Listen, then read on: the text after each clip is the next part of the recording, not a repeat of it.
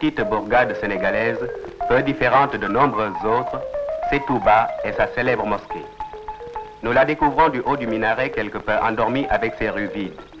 Cependant, ça et là, on notera des gestes familiers et habituels propres aux villages africains. Mais Touba a ceci de particulier qu'elle est le berceau de la confrérie religieuse des Mourides et la résidence de son chef suprême, le calife.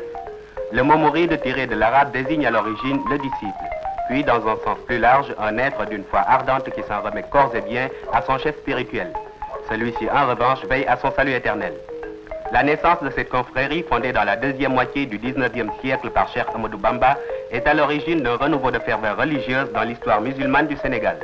Nous voyons ici l'actuel calife, El Hadj Falilou Mbacké, troisième successeur du fondateur, au milieu de quelques talibés dans sa résidence. Puis visitons les champs cultivés par les membres de la confrérie dont il gère les biens communs.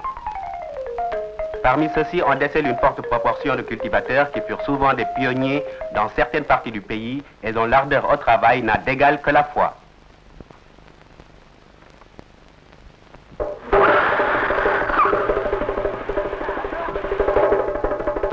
Juillet 1961. La gare de Dakar connaît son maximum d'animation. C'est le grand départ pour le pèlerinage annuel au Magal de Touba. Une véritable allégresse se lit sur tous les visages. Les départs se font aussi bien par rail que par la route.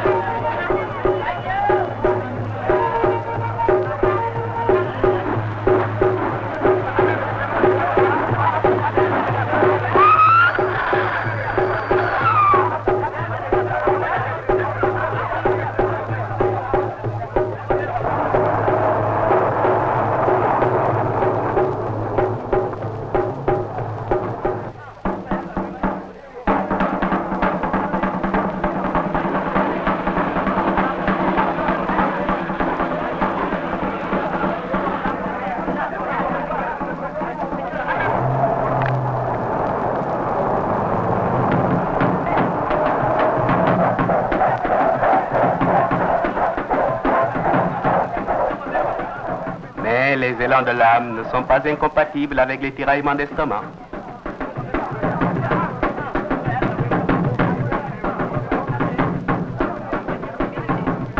Le corps est également de la fête, car après tout, c'est aussi les vacances avant le recueillement de grands jours.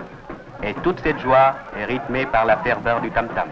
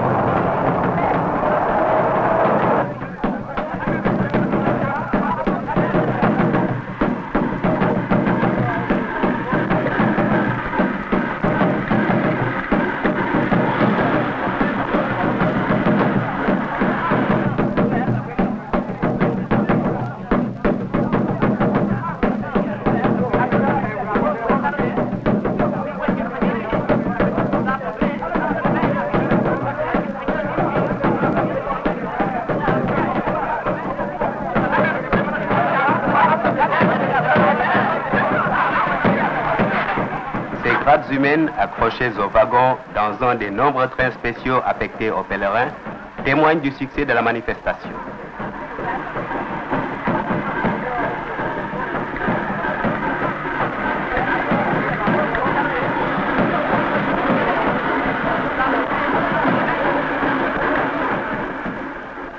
Et pourtant, nous sommes en hivernage, saison des pluies, peu propice au voyage. Voici l'arrivée à Touba.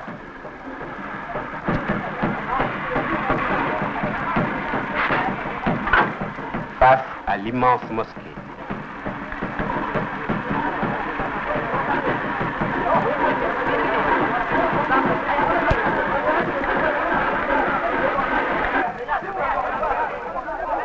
Lentement, les trains se videront pour remplir la ville qui verra pour quelques heures sa population plusieurs fois décuplée.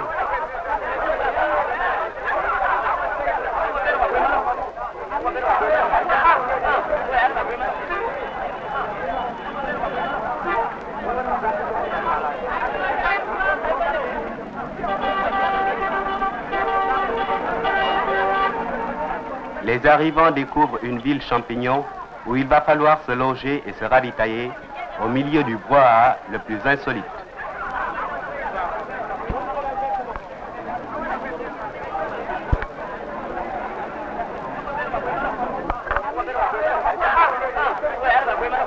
Les marchands nombreux, fins psychologues, sachant que la vie profane ne perd pas ses droits, sont aussi de la fête et savent en bons commerçants tirer parti de la ferveur populaire.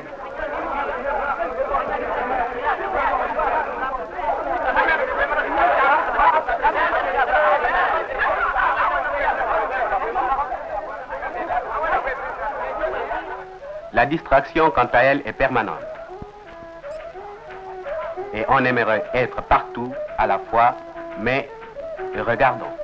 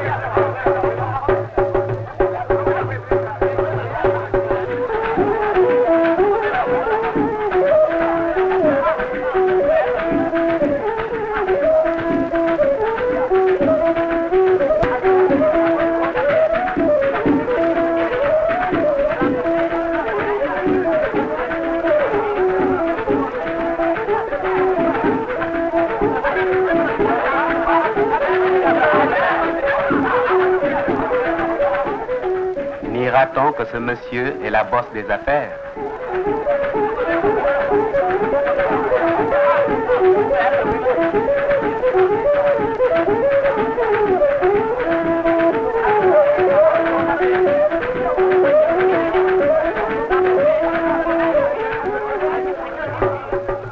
La vie continue, pittoresque, bruyante et colorée.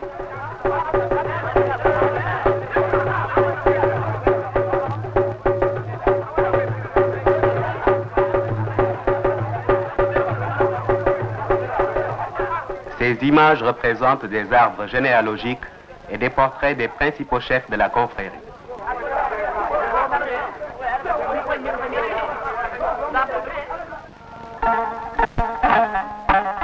À la fin de cette journée qui précède le pèlerinage, les pèlerins fatigués se restaurent et se préparent à dormir en plein air.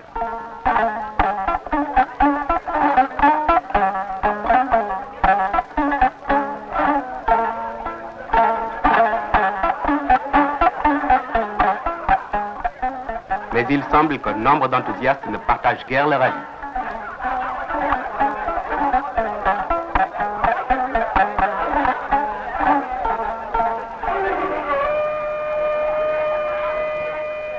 Avec le lever du soleil, commence la journée religieuse, but de ce pèlerinage.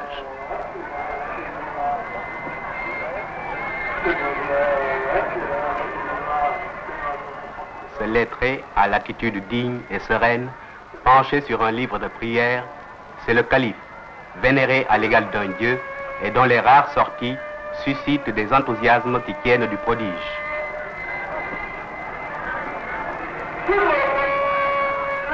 Durant toute cette journée, les fidèles, par une chaleur torride, vont se rendre en queues interminables, les hommes d'un côté et les femmes de l'autre, auprès du chef suprême pour donner leur obol et recevoir sa bénédiction.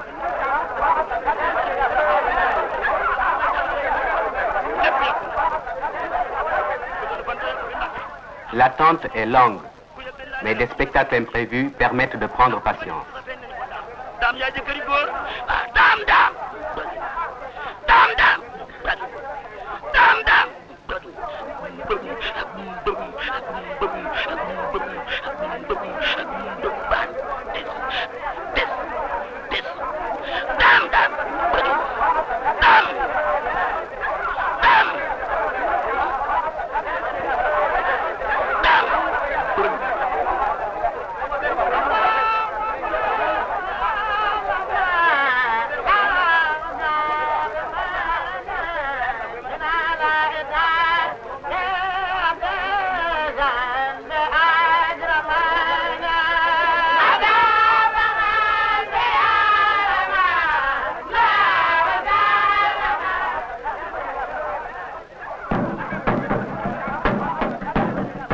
On se détend, on est heureux, on se balance avec le vent.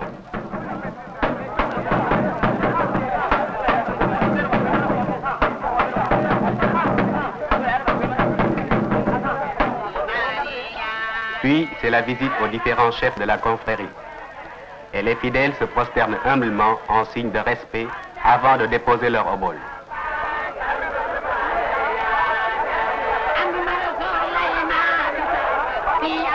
Celles-ci servent depuis un temps lointain à l'édification de la mosquée, l'une des plus grandes d'Afrique noire.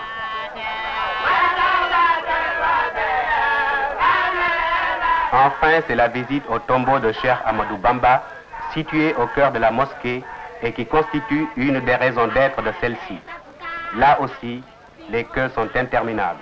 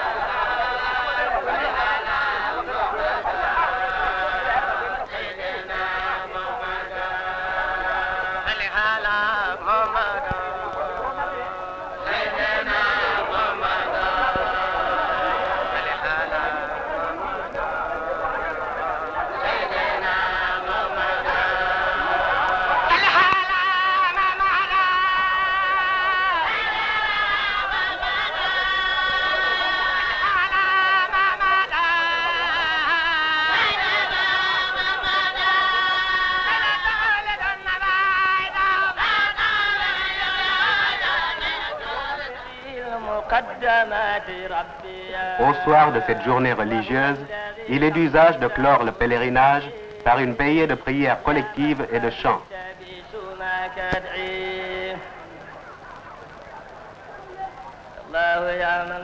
Aussi se presse-t-on à l'intérieur de la mosquée.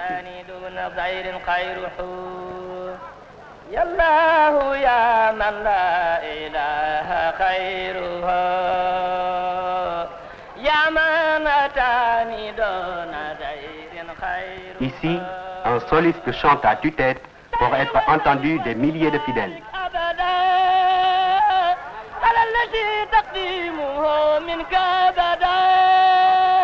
À l'aube, ce sera les premiers départs et le pèlerinage proprement dit sera terminé.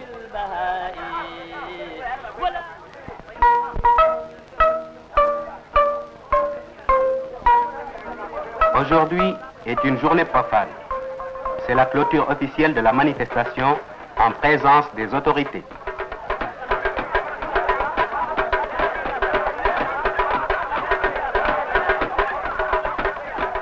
Nombreux sont les curieux.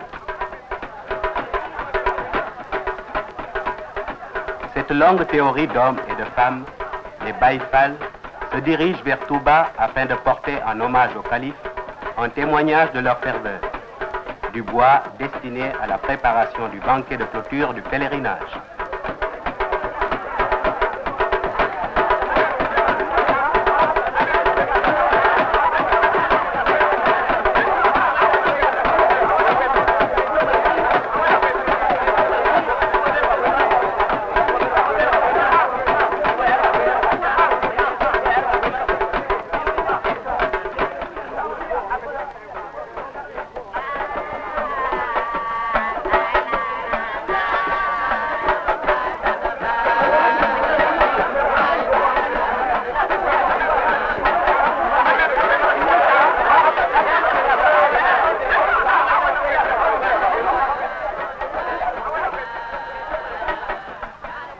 Puis, c'est l'arrivée des bouchers et de leurs aides.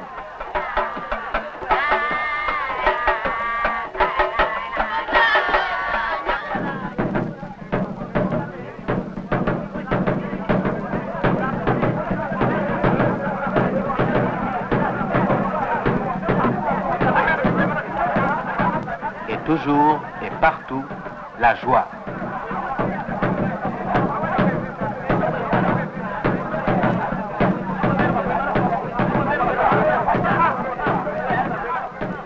On embaume l'atmosphère dansant.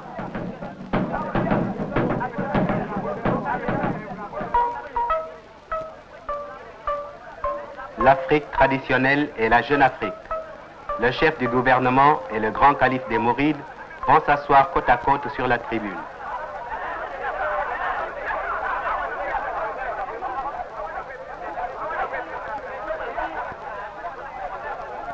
Tour à tour, le secrétaire du calife, le président et le calife lui-même prendront la parole pour remercier la foule et rappeler les principes sur lesquels repose la confrérie, ferment de cohésion et le rôle économique dévolu à ces ardents travailleurs dans le développement du pays.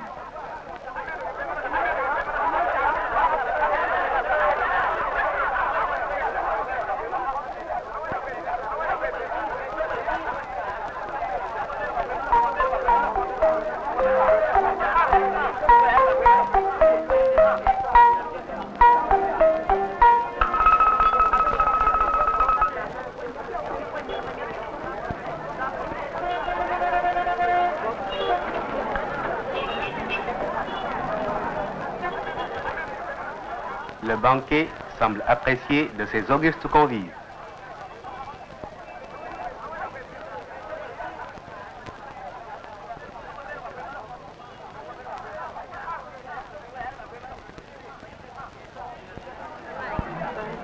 La foule s'écoule lentement. Les premiers départs commencent et Touba va se dépeupler aussi rapidement qu'elle s'était emplie. Déjà, la place de la mosquée, récemment encore remplie de tumulte, s'est tue. Et bientôt la ville et même la route retrouveront leur silence coutumier.